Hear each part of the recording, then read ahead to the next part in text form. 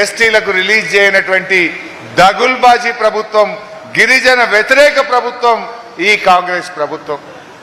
పోనీ గిరిజనులకు మోసం చేసినావు, దళితులకు ఏమన్నా చేసిండా, మా ఎస్సీలకు ఏమన్నా చేసిండా అని అడిగిన. ఎస్సీల కోసం బడ్జెట్లో ఎన్ని డబ్బులు పెట్టారు, ఎంతమందికి సాయం చేశారని అడిగాం. భట్టి గారు దళిత బిడ్డ, రాష్ట్రానికి ఉప ముఖ్యమంత్రిగా ఉన్నారు. కనీసం వాళ్ళకైనా ఏమైనా సాయం చేశాడేమో, ఏమైనా మేలు చేశాడేమో అని ఆశపడ్డాం. కానీ ప్రభుత్వం ఇచ్చిన సమాధానం ఏంటంటే 5,400 కోట్లు ఎస్సీ కార్పొరేషన్కు బడ్జెట్లో పెట్టినా అని చెప్పిండు.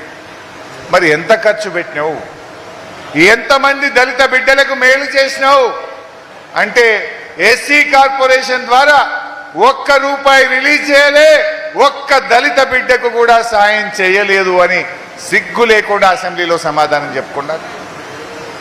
దళితులకు మోసం, గిరిజనులకు మోసం, పోనీ బీసీలకు ఏమైనా చేశారా? బీసీ కార్పొరేషన్కి ఎన్ని డబ్బులు పెట్టారు, ఎంత సాయం చేశారని అడిగితే బీసీ కార్పొరేషన్కు 1,370 కోట్ల రూపాయలు పెట్టామని చెప్పారు. దాని పని కూడా అంతే. కేవలం అసెంబ్లీలో ఈ సంవత్సరం బీసీలకింత, దళితులకింత, గిరిజనులకింత పెట్టామని భట్టి గారు చెప్పుడు వీళ్ళు బల్లలు కొట్టుడు. ₹1 రిలీజ్ అయ్యేది లేదు, ఒక్క కుటుంబం బాగుపడేది లేదు.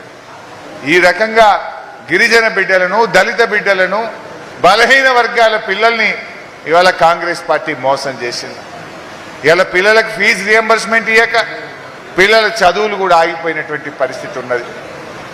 అందువల్ల మిత్రులారా, ఇవాళ అన్ని విషయాలు కూడా ఒకటి ఒకటి రాష్ట్ర ప్రజలకు ఇవాళ అర్థమవుతా ఉన్నాయి. ఈరోజు ముఖ్యంగా మన జిల్లాలో 3 మంత్రులు ఉన్నారు. ఏం జరిగింది? 3 మంత్రులు ఉంటే ఏమైనా జరిగిందా ఖమ్మం జిల్లాకు? ఏదన్నా ఒక్కటన్నా మంచి పని జరిగిందా? ఉండండి. ఇవాళ ఏమి జరిగింది? 3 మంత్రులున్నా ఖమ్మం జిల్లాకు జరిగింది గుండు సున్నా.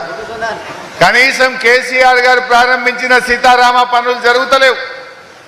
ఇవాళ మన అశ్వరావుపేటలో 100 పడకల ఆసుపత్రి ఆనాడు కేసీఆర్ గారు మా ఎమ్మెల్యే గారు అడిగితే ఆ రోజు